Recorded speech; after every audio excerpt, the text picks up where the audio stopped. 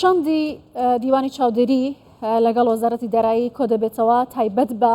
وردبینی لە لیستی موچەی موچەخۆرانی هەرێمی کوردستان دیارەکە ماوەی 2 مانگە لیستی موچەی هێزەمیەکان ڕەوانە کراوە بەڵام هێشتا هیچ بڕیارێک لەسەر ناردنی موچە بۆ هێزەمیەکانی هەرێمی کوردستان نەدراوە. لەگەڵ میوانەکەم لەبارەوە قسە دەکەم بەڕێز دکتۆر هاوڕێ کەمال ڕاوێژکار لە وەزارەتی دارایی و ئابووری حکوومەتی هەرێمی کوردستان لێرە لە سودێ لەگەڵ ما. دکتۆر زۆر بەخێر بێت. ئامانجی سەردانی شاندی دیوانی چاودێری دارایی بۆ هەرێمی کوردستان چیوان پس لە چی دەکەن لەگەڵ وەزارەتی دارایی هەرێمی کوردستان؟ سوپاس بۆ جەنابەت، سڵاو بۆ بینەرانی بەڕێز، بۆ کارمەندانی ئەمنی و عسکەری خۆڕاگر. بابەتی هاتنی شاندی دیوانی چاودێری دارایی عێراقی بابەتێکی ئاساییە لە هەموو ئێمەش ئەوە تەطبیقەکەین دێن بە مشتەرەکی لەگەڵ دیوانی چاودێری دارایی هەرێم تەدقیق لە لیستەکان و لە داهات و لە خەرجیەکرێ تا ئێرە بابەتێکی ئاساییە، بەڵام ئەوی ئاسایی نییە بە بارەمتەگرتنی موچەخۆرانی هەرێمی کوردستانە تاکو ئەو تەدقیقا ئەکرێ بە قسەی خۆیان طبعاً لەبەرەوەی لە لای خۆیان لە عێراق ئێستا ئەم شتانە بە هەمان شێوە ئەگەر ڕوو بدە ئەگەر تەدقیق بکرێ بەڵام بۆ یەک لەحزەش موچەی موچەخۆرانی خۆیان لە هێزی ئەمنی و لە هێزی عسکەری و لە مەدەنی دوا ناکەوێت. بابەتە نائاساییەکە ئەوەیە کە موچەی هەموو هێزی ئەمنی و عسکەری ڕاگیرێ ڕەنگە لەوانەیە خۆ خەلەل هەر ڕووەدا با خەلەل لە سڕیەک بۆ نمونە ڕوو بدات، بەڵام معقولە تۆ بە تەواوەتی هەزاران موچەی خەڵکی ڕاگرتووە ئەوەندە ڕوونیکەوە بە شێوازە فەنیەکەی میهەنیەکەی ئەوەیە موچەکە نێری لە کاتی خۆی تەدقیقش ئەەکەی بەڵێ ئەگەر لە تەدقیق فەرق دەرچوو ئەتوانی بۆ مانگی داهاتوو بۆ چەند مانگی داهاتوو تۆ بێت ئەو فەرقە بجێڕیتەوە، بەڵام ناکرێتەوە قوتی خەڵک و موچەی خەڵک ڕابگریت لەسەرەوەی بەمانەی ئەوەی کە من تەدقیقەکەم. باشە، ئەو وردبینی و داتایانەیە کە بۆ هێزەمیەکانی هەرێمی کوردستان داوای دەکەن بۆ عێراقیش داوای دەکەن بۆ نمونە هێزەکانی حەشدی شعبی و ئەوانی دیکە لە ئەوانی منێڵم قسەی خۆم نییە، ما قسەی ئەو یاسایە کە بڵاو بۆتەوە یاسای قانونی موازنە بڕۆ جەدوەلی جیم حەشدی شعبی 238,075 منتەسبی هەیە، هەمووی لە پلەدەدانراوە بۆ لەبەرەوەی هیچ تەدقیقێکی تیان نەکرێت، کەس نەزانێت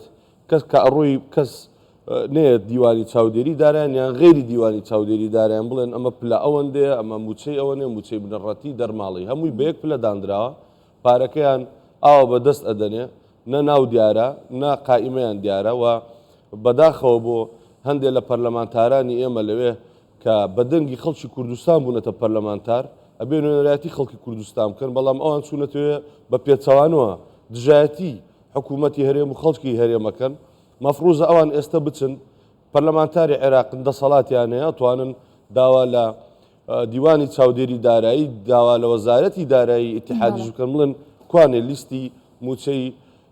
هێزە ئەمنیەکانی ئێوە کووە هێزی حەشدی شعبیتان لیستی کوانێ ئایا ئەوانەیە ئێمەوەیان کردووە؟ باشە، ئەوە 2 مانگە ئەم موچەیە نێردراوە، ئایا کات ماوە پێش جژن ئەم لیستە وردبینی پێدا بکرێت موچەکان بنێردرێت؟ بابەتی وردبینی ئەسڵەن کراوە لە عێراق لە بەغدا کراوە، لێرە بە کۆد ناردراوە لەوێ وردبینی لێکراوە، هەم وەزارەتی دارایان هەم دیوانی چاودێری دارایی ئەوان دیوانی چاودێری دارایی ئێمە و پێشترش لە مانگی 2-3 بە هەمان شێواتوە. ئێستا ئیزافەتەن بۆ ئەو خۆی پێشترش وترا بۆ هەر کاتێ دێنە هەرێم ئەتوانن بە پێی کۆدەکە بیکەنەوە هەموو ناوەکان وانە ببینن، ستا هاتوونەوە بڕیاردراوە ناوەکانیشیان پێ ئەدرێت کە لێرە طبعا بە مشتەرەکی سێرەکرێەوەی بینن و تەواوی کە بە کۆدە بە ناویشە بەڵێ ئەمە لێرە ئەی بینن زۆر تەبیعیە، یعنی ئەمە جاری دووەم و سێمش نییە، ڕەنگە جاری پێنجەم و شەشەم بێت ئەم لیستە وا تەدقیقەکرێەوە. بۆ زانیاری جەنابتان ئەو ژمارەی کە لە یاسای بودجە هەیە کە بریتە لە بە دەقیقی بۆ جەنابتی بخێنمەوە کە حکوومەتی هەرێم 658,189 فەرمانبەری هەیە، فەرمانبەر لە خدمە یعنی بە عەسکەری و بە مەدەنیەوە لە جەدوەلی جیم کە یاساکە یاسایەکی ئیتیحادیەوە قسەی من نییە لەوێ موزبەتە، ئەمە پێشتر لە پێشەوەی ئەمە تەزبیت بکرێ ئەم ژمارە لە ناو جەدوەلەکە لە ناو یاسای موازنە پێش ئەوە دیوانی چاودێری دارایی ئیتیحادی و وەزارەتی داراییان تەدقیقی ئەو لیستانیان کردووە ئینجا هاتووەتە ناو یاسای موازنە، کەواتە ئەمە پێشتر هەمووی تەدقیقی تەواو بووە، ئەم لیستانە هەمووی لیستی تەندروست و ڕاست و دروستن ئێستا پێویستە حکوومەتی عێراقی حکوومەتی اتحادی بێت یاسای موازنە جێبەجێ بکە کە جەدوەلی جیم بەشێکە لە یاسای موازنە لەم یاسایە ئەم ژمارەیە دیاری کراوە تەثبیت کراوە بۆ مۆزەفین هەرێمی کوردستان کە لە خزمەتان نەک متەقاعدین وانەی تر وە لە جەدوەلیها بڕی موچەکەش دیاری کراوە کە ئەکاتە مانگانە پێشتر لە 2023 774 ملیار و 959 میلیۆن بوو ئێستا لەم تعدیلی کراوە لە جەدوەلەکان بۆتە 796 ملیار و 362 مانگانە کە پێویستە عێراق ئەمە بنێرێت لە جەدوەلەکە سابتە بەپێی قانون ئەگەر ئەوان بیانە قانون تەنفیزکەن فەرمەوە قانونەکەی خوانە بێت جێبەجێ بڕەپارێ بنێرن ئەگەر ئەبێ بینێرن ئەگەر مشکلەی تێبوو تەدقیقە بوو فەنیەن زۆر تەبیعیە بۆ مانگی دووەم بۆ مانگی سێم معالەجە ئەکرێت مەقاسەی پێکرێ ئەگەڕێنرێتەوە زۆر تەبیعی ئێمە هەم خۆیان وا ئەکەن وەزارەتی دارایی لەگەڵ دەوائری خوان ئێمە ژەر وا ئەکەین لەگەڵ ئینخۆوان بەڵام ئەوان وەزارەتی دارایی اتحادیان کاتێک دێتە سەرەوەی بێت بۆ حکوومەتی هەرێم بۆ فەرمانبەران بینێرێنەوە کۆمەڵێ مەعایر و